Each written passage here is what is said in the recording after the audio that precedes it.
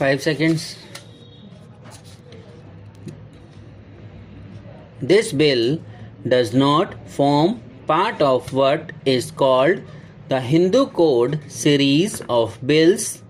Nevertheless, it is connected with the various changes that are sought to be brought about so that it may be considered, broadly speaking, a part of that approach. During the last many years, we, this House and its predecessors, have been considering this matter in various forms. At least 1, 2, or 3 occasions, I gave an assurance to this House that we shall expedite this matter, but somehow or other my assurance did not produce much effect on the situation, and in spite of our wishes there has been delay. It is true that in a matter of this kind one cannot rush on, and one has to give every consideration to various viewpoints in this House as well as outside. Nevertheless, it is rather unfortunate that there has been such considerable delay. Therefore, it is a matter of peculiar satisfaction to me that we are at last coming to grips with these problems in the shape of this bill and 1 or 2 others that will follow. I am not scholar enough to discuss the niceties of Hindu law, but I have dabbled in some broad studies of law and custom and history and cultural developments. My own conception of Hindu society has been that it is essentially dynamic, not static, and unchangeable. Indeed, the mere fact that it has lasted a long time is due to a certain dynamism which has enabled it to adapt itself to changing conditions. Gradually, Hindu society became rather static through the hardening of the caste system and in various other ways. This process was spread over hundreds of years, and the final seal was set upon it with the advent of British government in this country. Whenever we talked of Hindu law, we always talked of Hindu law and custom, which meant that custom was gradually changing Hindu law. That is, as conditions changed, customs developed which affected the law in practice, whatever it might have been in the ancient text.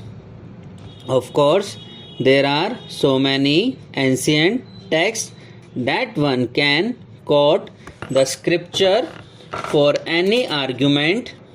Anyhow, the coming of the British, as I said, made the whole conception static because they codified our law and did so with the help of the most conservative sections of the community.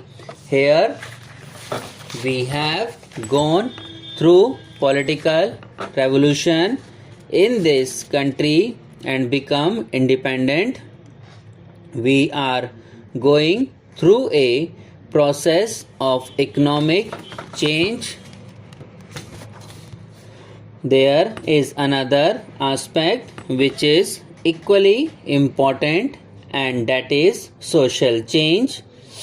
I do not think it is impossible for you think in terms of political change, ignoring economic and social change.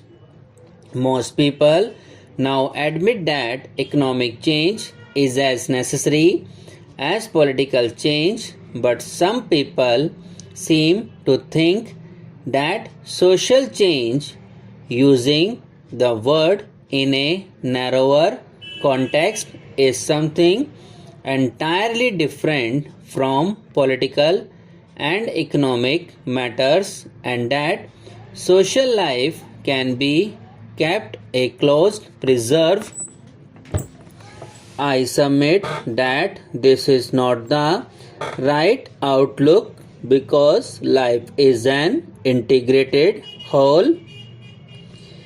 If the political context changes or the economic outlook varies, it follows that the social context also changes whether you wish it or not. Therefore, a true revolution in a country must take into account all the three aspects together.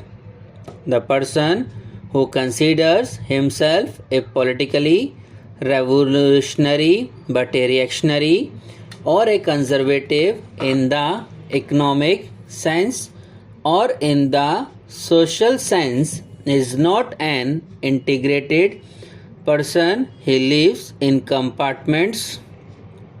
Take the problem of untouchability. I cannot quote the sacred books, but many people hold that the sacred conclusion long ago that it must be done away with, not only because it was unjust, but as Gandhiji repeatedly said, for the very survival of Hindu society. That is to say, this important social change become essential even from the narrower point of view of Hindu society itself. That manner of thinking has to be applied to other problems of human relationships as well. After all, the biggest problems of the world are human relationships, whether of one individual with another or an individual with a group or one group with another group. So far as this particular bill is concerned, as the House knows, it is a permissive measure. It is not forced down anybody's throat. It is essential to have permissive measures as a halfway course which will lead to other measures. I do not propose to say anything about the clauses of the bill.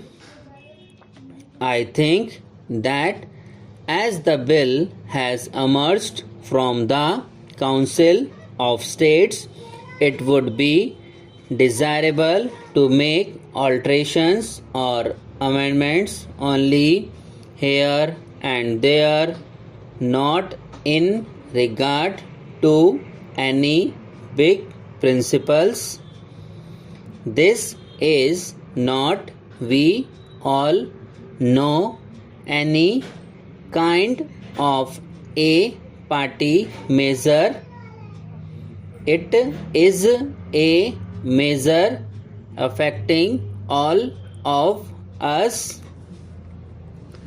The bill concerns not merely Hindus, for it is a permissive measure which anybody can take advantage of